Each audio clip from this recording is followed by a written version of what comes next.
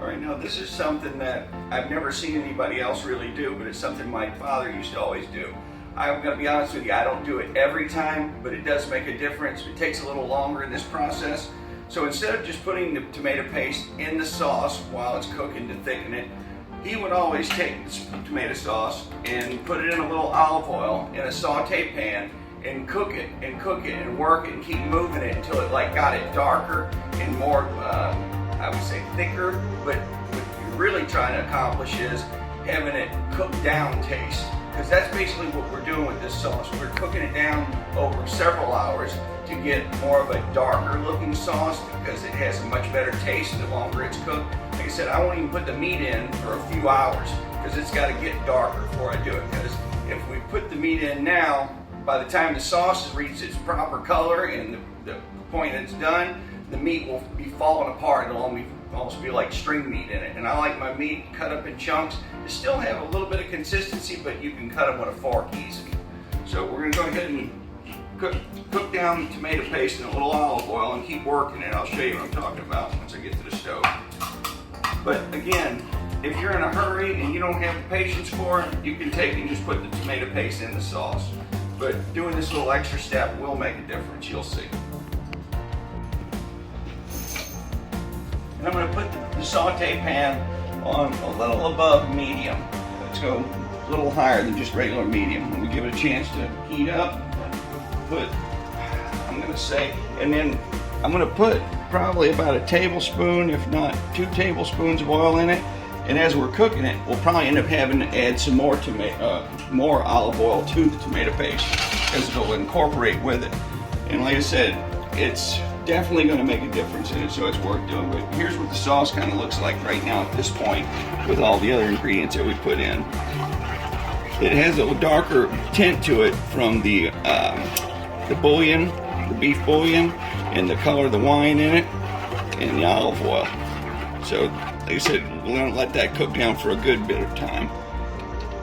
Until you get used to cooking with a diffuser, like I said, it's definitely going to remove a lot of the heat. You might have to turn the eye up a little more than you would think just to make it equalize based on the diffuser being in place. Right, so now basically I'm going to take the tomato paste straight from the can. We're going to put it right in the saute pan. And all I did was put, like I said, maybe a tablespoon or a tablespoon and a half of olive oil in the pan. And like I said, I used 2 different pastes. One is a regular tomato paste, and this one has a little bit of oregano basil flavor in it as well.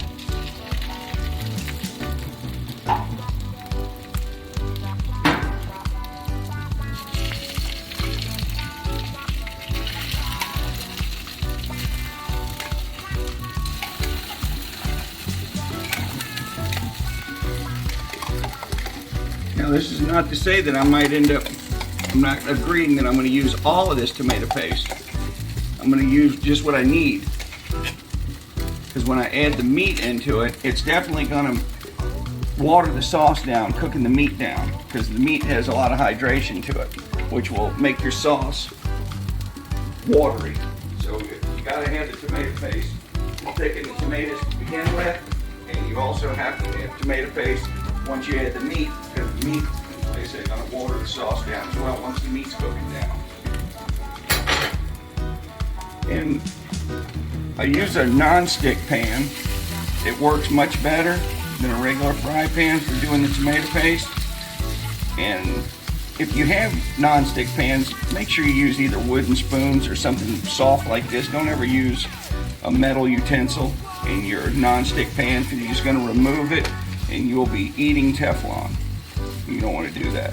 And so with the sauce as well, while you're cooking it, you got to constantly move it or you'll start getting dark spots like you see there. It started having a couple of dark spots on it. So you got to constantly move it. And as you work it, it'll get better and better. Like I said, I'm going to end up having to put a little more olive oil in this.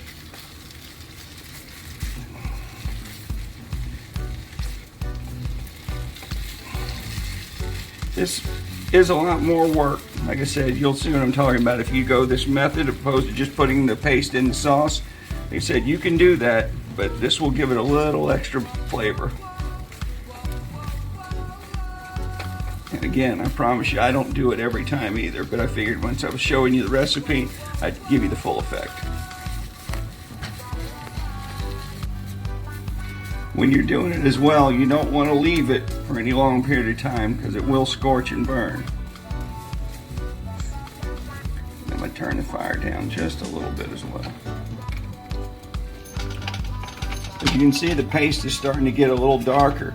The more you cook it, the darker it'll get, and it'll start shrinking up. Every once in a while, just flip it like that to get completely flipped over.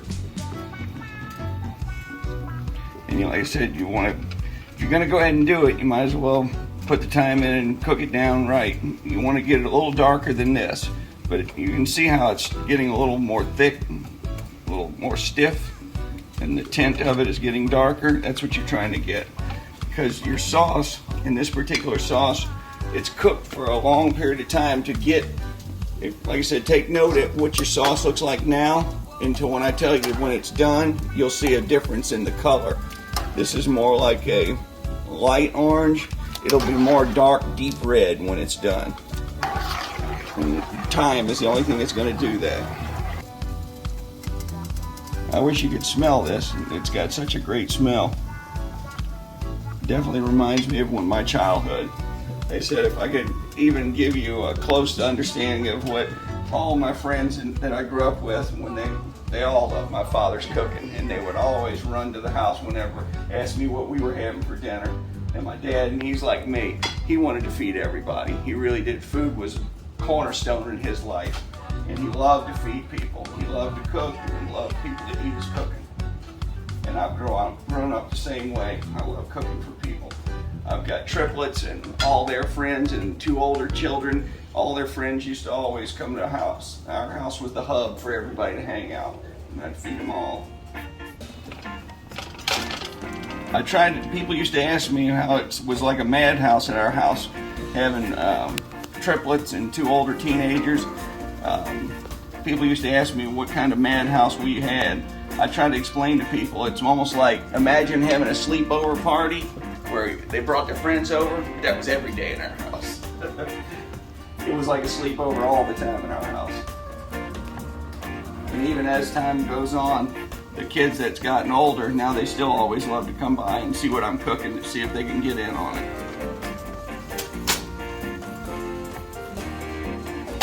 See how it's starting to get a nice brown tint to them? Or a darker tint, I should say. More maroon. That's what you're wanting to get.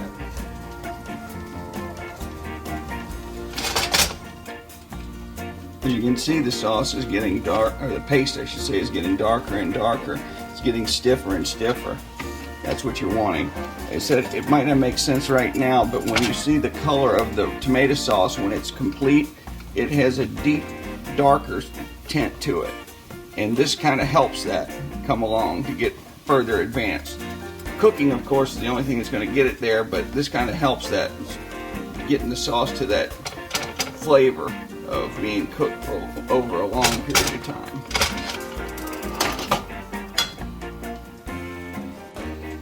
This wouldn't work as well if I didn't have this nice non-stick pan. It definitely makes a difference. You definitely need a non-stick pan for this, or all that tomato paste would be scorched in a pan, stuck to the bottom. Like I said, you can't let it sit very long. You got to constantly work it. Hence the reason why most of the time I skip this process. I'm going to be honest with you. It's a lot of extra work.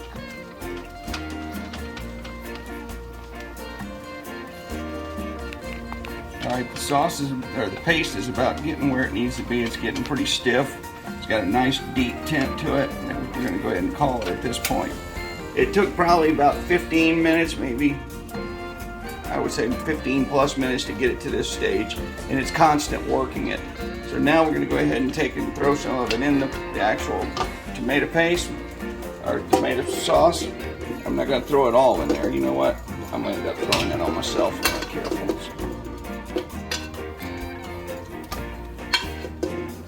Let's see what that works out like right there. Let me turn this fire off. Start incorporating that in there. It'll break down, even though it's nice thick chunks in there. it'll break down and thicken this sauce right up to look more like sauce instead of water. And then once we get this done, we're going to put the lid on it and lower the temperature and let it sit. It's going to take a while. One of the only bad things about this recipe is the time that it takes and how long you have to smell it. And it smells so good in the house. You're going to want to eat much, much quicker. But the sauce takes time to cook. That's one of the only things I hate about it, is how long it takes. So we're going to let it sit there and do its thing. And later on, we're going to add some portobello mushrooms to it. We're going to add the parsley later on, and some of the other ingredients that needs to be put in later. I'm not a believer of putting everything in all at the same time. It depends on what ingredients is what.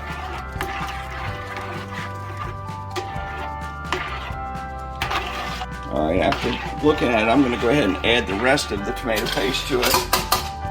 So we ended up needing to use the full, we ended up using the full 2 cans of paste. One was a 12-ounce can of the Centos regular tomato paste, and the other was a 6-ounce can of Contadina.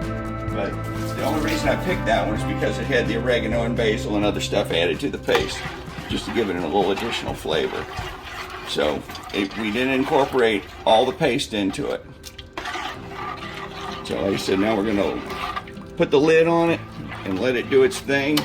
Now again, don't forget, I've got this diffuser sitting there, so where the paste or the sauce doesn't stick and burn. Because if you're not careful, this will definitely stick and burn on you, and you don't want to ruin this. After smelling it, you will be upset with yourself. Now, give you a quick secret: if you ever do burn your sauce, the best thing to do is don't stir it. If you know you've burned it, don't stir it if it's not burned too bad, and just dump the whole pot into another pot. Scrape the bottom out of that pot and get rid of the burn part and start all over if you can. That's the best way to sacrifice if you do end up making a mistake.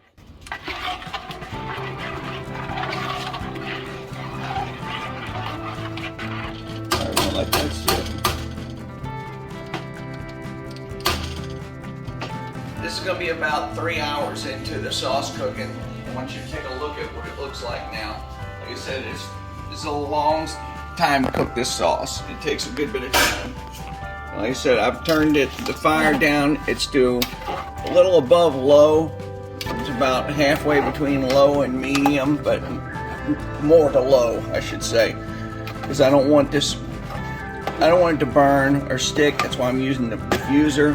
But as you can see, the sauce, the color of it's starting to get a little darker. That's what you're wanting. You're wanting the sauce to get even darker than this.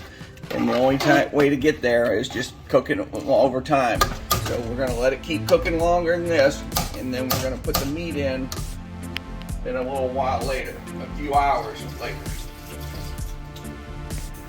Alright, so we're about 3.5 hours into the sauce being cooked, and it's still going. So what we're going to do now is cut up the meat.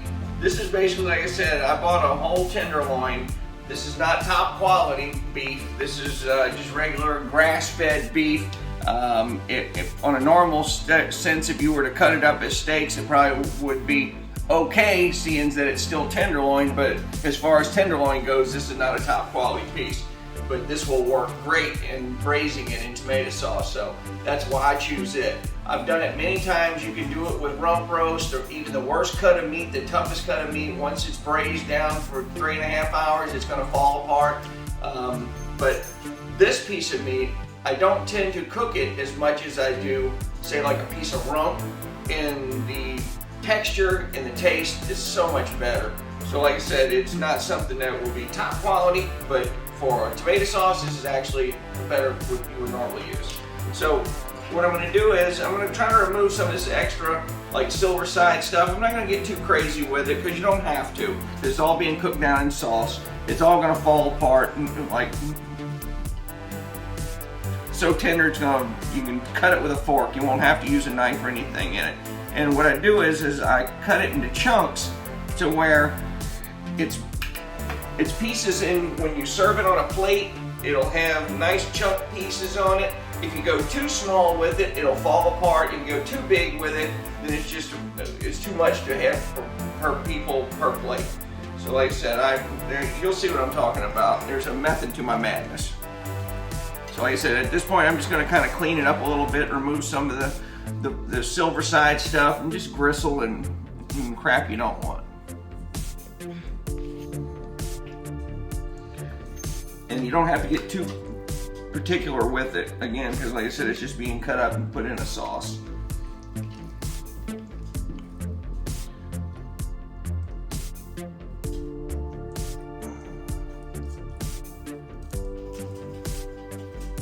And what I do, I kind of like get under it and then lift the blade up to where the blade drags the silver side, and it doesn't take hardly any meat and just removes the silver.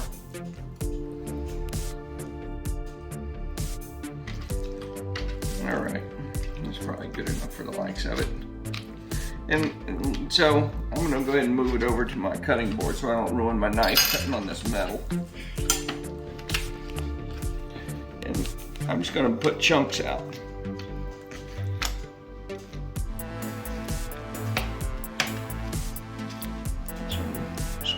Center here because it's getting a little bigger.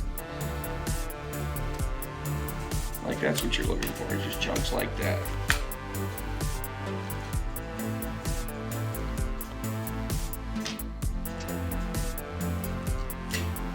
Something not real big,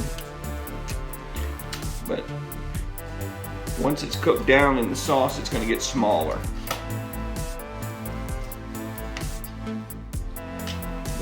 Those are perfect size pieces as far as I'm concerned. Now, if it was a tougher cut of meat, you'd probably want to take it maybe a tad smaller, only because it's just going to be a little tougher than this.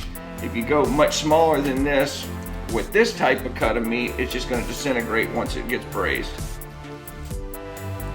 And cut some up in different sizes too. Cut some bigger, others smaller, give a variation to it. This over here now. If you got a little bit of fat on it, leave the fat on there. It's hard to find fat on your tenderloin a lot of times, and fat has flavor. All right, so a good point. My wife asked, what's the difference between the fat and the silver? Just so you know, if you come see, the silver was that shiny piece that's basically like tendon. This would be fat. Fat has flavor, tendon has flavor, but it's stringy and tough, and no matter what you do with that, it's still gonna be tough tendon. So that's why I say get rid of most of that. And see, it's so even hard to cut through a lot of times on the tendon part. That's the difference between fat and tendon. All right, now that I got the meat all cut up, what I'm gonna do is season the meat just a little bit. You don't wanna put too much salt on it, because what we're gonna do is salt it a little bit and a little pepper, and you're gonna mix it around and put it back in a bowl and put it in the fridge while the sauce is still getting to the point to take the meat. We don't wanna put too much salt on this because we don't want it to change the element of the actual tomato sauce and make it salty. Like I said, you're basically just trying to season the meat. And so what we're gonna do is spread it out a little bit and just hit it lightly with some salt. And after that, that should be good, because your sauce is gonna need some salt anyway. But I don't like doing anything to do with salt until we get to the end. Once all the ingredients in and it's close toward the finish, that's when I fine tune everything just to see if it needs any more flavor enhancer with salt or anything like that. So like I said, we're just gonna put a little bit of salt on this, and then we're gonna put some pepper on it. And like I said, we're gonna put a little fresh cracked pepper on it. And again, you don't have to get too crazy with this. You're just putting a little bit on it to give it some flavor while it sits in the box.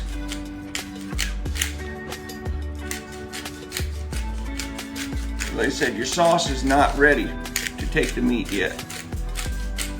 This is just give the meat some seasoning while it sits in the box waiting. All right. And so what I do at this point, like I said, after I got the salt on it and the pepper, just kind of mix it all around, throw it back in the bowl, and let it sit.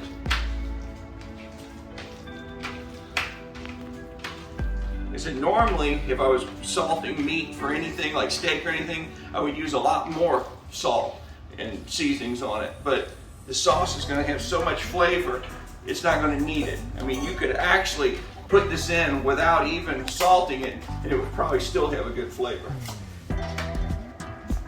Because all the sauce is going to penetrate it and give it all the flavor we need anyway. It's just to help it out a little bit.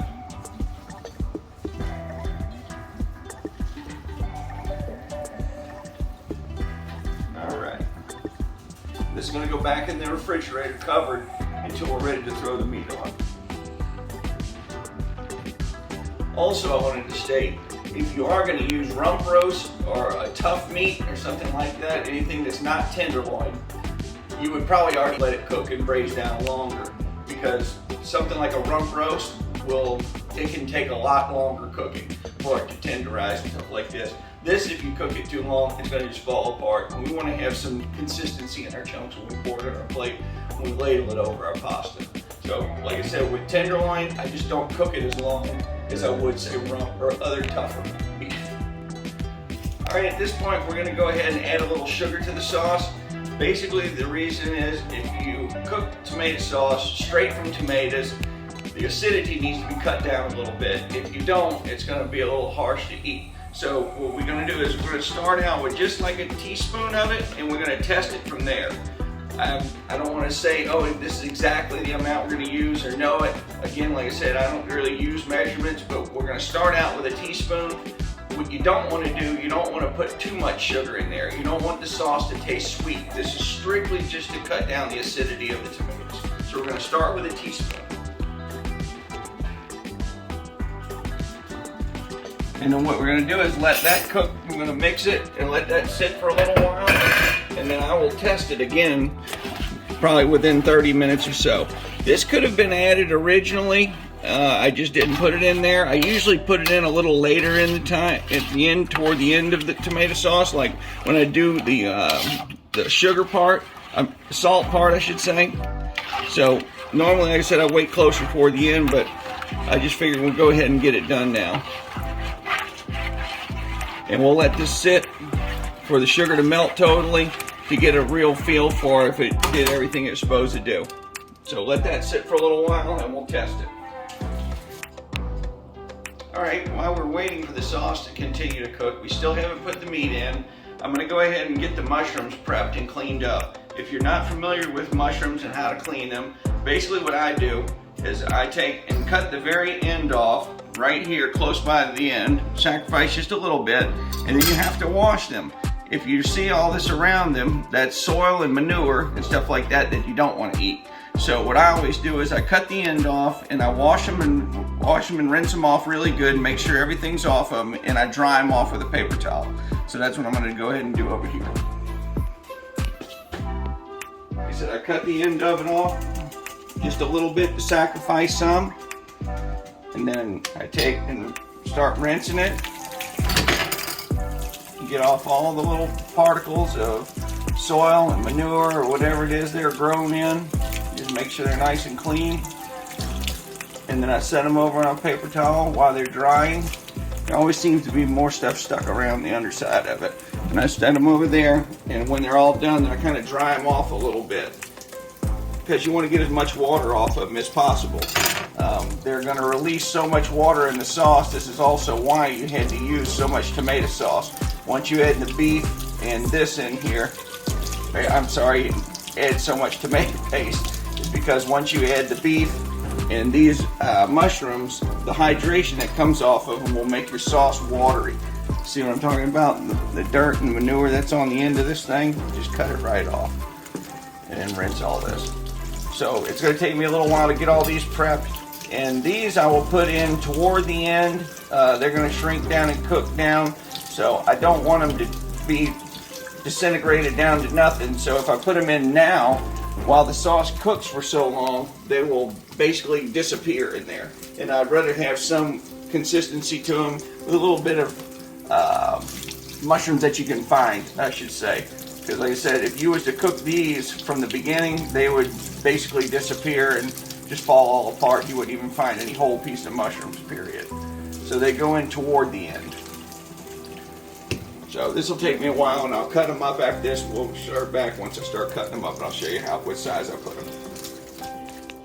All right, I'm gonna give you a little secret. because the sauce takes so long. This is something I used to do when I was a kid. When I couldn't wait for the sauce to be done, I would always sneak in there and take a little piece of bread and dip it in the tomato sauce and taste it as it's cooking. As long as you do this before the meat gets added into it, it won't be any problem. Like I said, just before the meat gets added, just take a little piece of bread, dip it in the sauce. Let me cut a piece for my wife too, because I know she's ready to eat some of it as well. Like I said, this sauce is to die for. Once you taste it, you're going to be blown away. So what I do is just take a little piece of bread, just put a little bit of the sauce on it.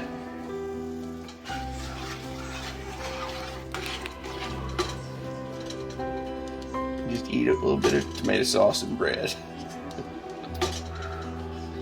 Trust me, it's worth doing.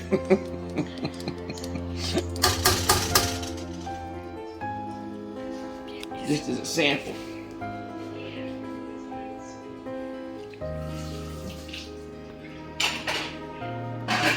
And at this point, it still doesn't have the right salt or anything else added to it, but it is still out of this world just as it sits. All right, you don't want any of this, right? I'm just going to eat them both. This is for people that can't wait. I'm ready. Okay. I can't wait for tomorrow. All right, it's been right at about 12 hours now that the sauce has been cooking. We're going to go ahead and pull the meat out and put it in it. Come take a look at the sauce. Where you can see the color that it's supposed to be at this point. And like I said, I cooked it overnight and I had the stove set on its lowest setting with the diffuser on it, and periodically I would wake up and come in here and scrape the bottom of the pan with a spatula like this just to make sure nothing was sticking. With the diffuser, nothing was sticking ever, and that's why I use it. So now, like I said, we're just going to throw all the meat in here, mix it around a little bit, break it up.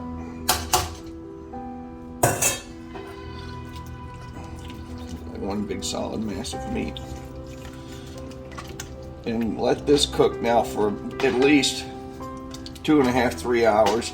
With it being tenderloin, it might not need to cook that long. You don't want it to fall apart. You want the meat to still have some consistency, but cut with a fork. That's why I use the tenderloin again.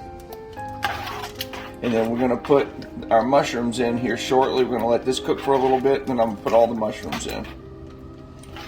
And also, we've added 2 teaspoons of sugar to cut the acidity.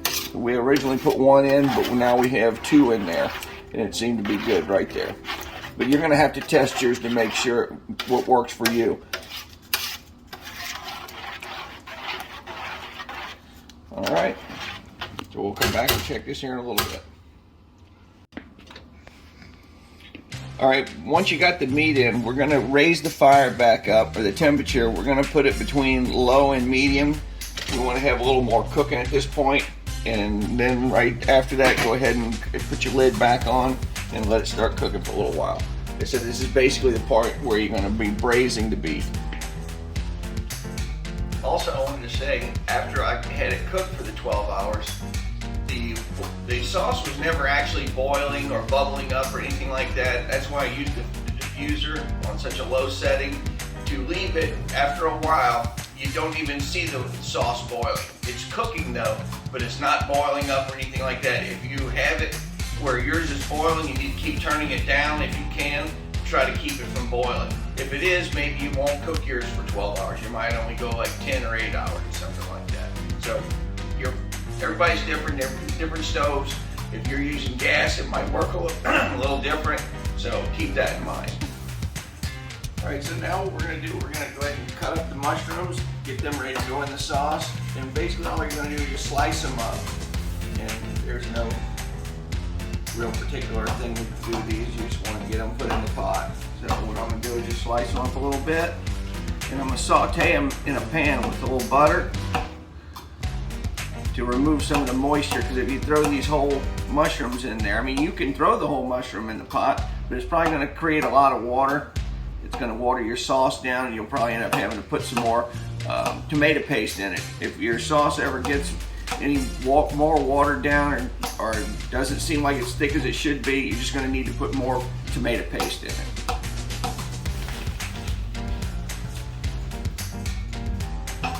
Alright, this was basically a 1 pound box of small baby portobello mushrooms. This is what I've got left over, and I think I used a few other ones on another dish the other day, so this is mostly a 1 pound box. Now it might look like a lot of mushrooms, but once I throw it in a saute pan, and I'll put a little butter in there, and we're going to cook them down on the stove just to get rid of some of the hydration. You'll see that it'll shrink down to a pretty good bit. So I'm going to put a little butter in the pan.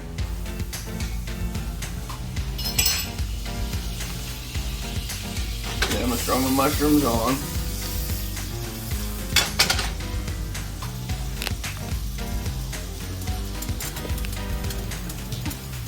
Let those cook down for just a little bit.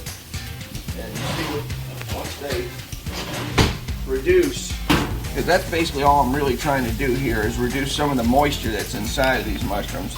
I might need a little more butter. Throw another pat of butter in there. Get that steam going. Like I said, I could throw these right in the pot of spaghetti, but what would happen is they would make a lot of water. The meat is already making a lot of water to begin with, cooking that down. So we put in the amount of tomato paste that I do to compensate for the water from the meat and the mushrooms. But if I was to put the mushrooms like this in, like I said, it would water it down a pretty good bit. So that's all I'm doing, is trying to reduce some of the water content before it goes into the sauce. I lost one. Yeah, nope. It's got such a good earthy smell, cooking mushrooms now. This is what they look like. This is basically the whole box. I went ahead and cut up the rest of them. So this is almost the whole 1 pound box cut up. And like I said, you can see how much they reduce just by sauteing them a little bit.